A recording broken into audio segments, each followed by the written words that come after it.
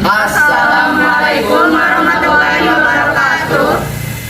Kami dari kelompok 3 akan melakukan role play teori model keperawatan dari Kalista Roy. Perkenalkan, nama saya Leviana Sukinovianti sebagai kepala ruangan. Saya Dede Hani sebagai perawat 1. Saya Mayolandari sebagai perawat 2. Saya Disna Rohini sebagai keluarga pasien. Saya Delia Nuraini sebagai pasien. Saya Muhammad Syafiq Marwan sebagai keluarga pasien. Saya Cep Nunun Rahman sebagai dokter. Selamat menyaksikan.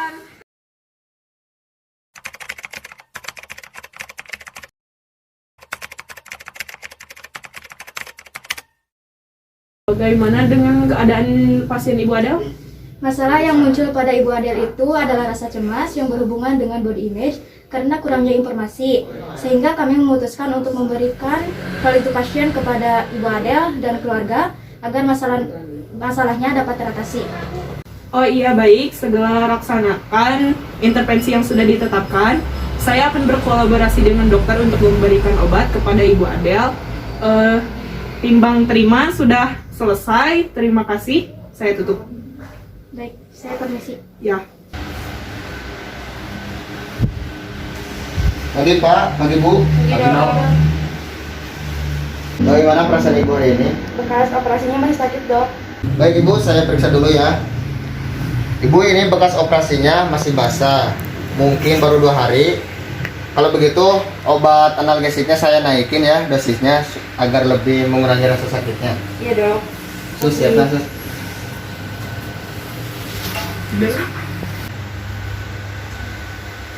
Ini sih ya, Bu. Mungkin ini akan sedikit sakit. Iya, Sus. Nah, sekarang obatnya sudah masuk, mungkin sebentar lagi akan bekerja. Kalau begitu, kami pamit dulu ya, Bu. Nanti akan ada suster yang akan observasi. Semoga Ibu lekas membaik. Iya, Dokter. Susi, terima kasih. Iya, Bu, Iya, Bu, sama-sama.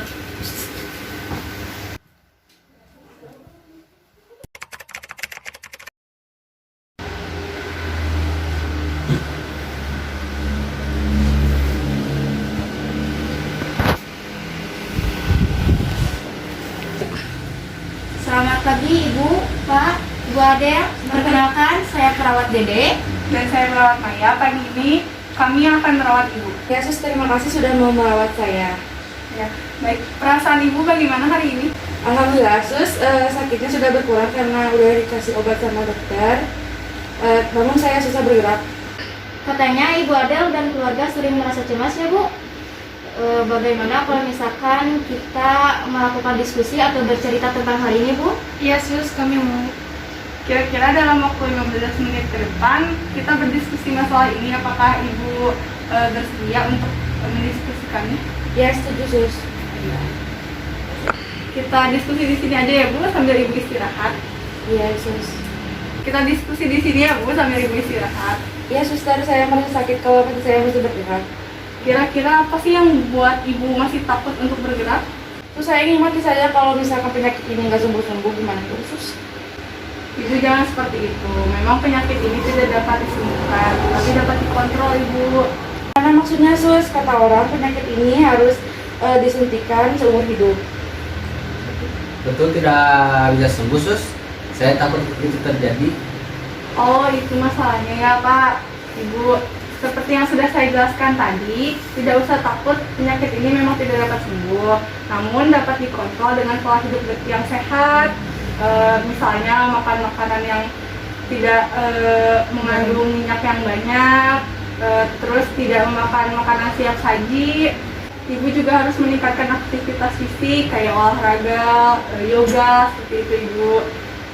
Meskipun fisik Ibu sekarang seperti ini, tapi Ibu bisa menggunakan alat bantu untuk beraktivitas, meningkatkan aktivitas fisik. Meskipun sekarang Ibu harus menggunakan itu untuk kegiatan di luar ataupun di dalam rumah.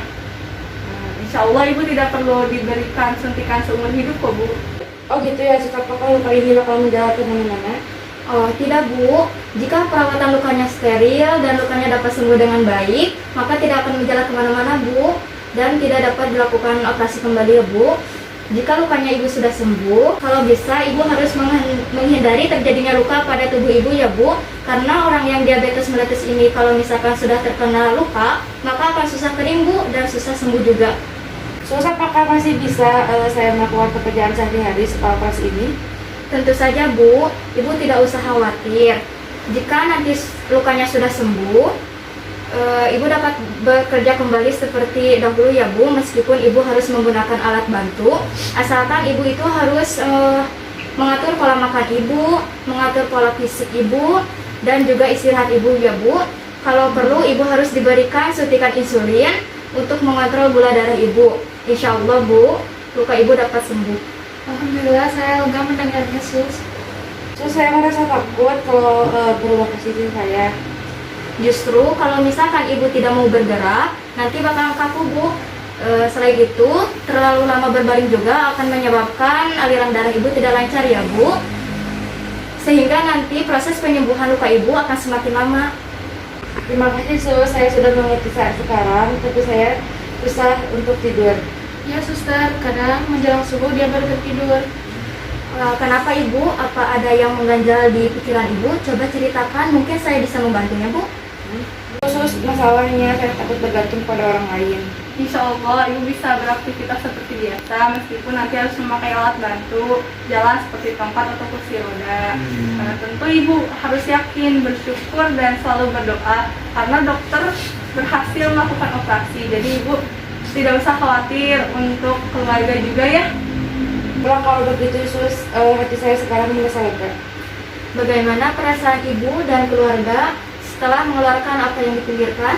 Alhamdulillah Sus, saya merasa lega dan saya sekarang sudah mengerti.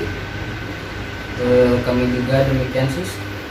Baik, kalau begitu sekarang Ibu Adel istirahat dulu di sini. Nanti kalau ada yang belum jelas, Ibu bisa menanyakan kepada kami. Selanjutnya kami berharap Ibu Adel dapat menerima perubahan fisik Ibu yang sekarang. Ya Suster, semoga saja. Ya Bu, baik kalau begitu kami tinggal dulu ya Bu Adel, Bu Agis, dan Pak Satik. Kalau misalkan membutuhkan sesuatu, Ibu boleh menekan tombol yang sebelah kanan Ibu ya Bu, keluarga. Baik Sus, terima kasih banyak. Baik, terima kasih kembali. Kami permisi dulu.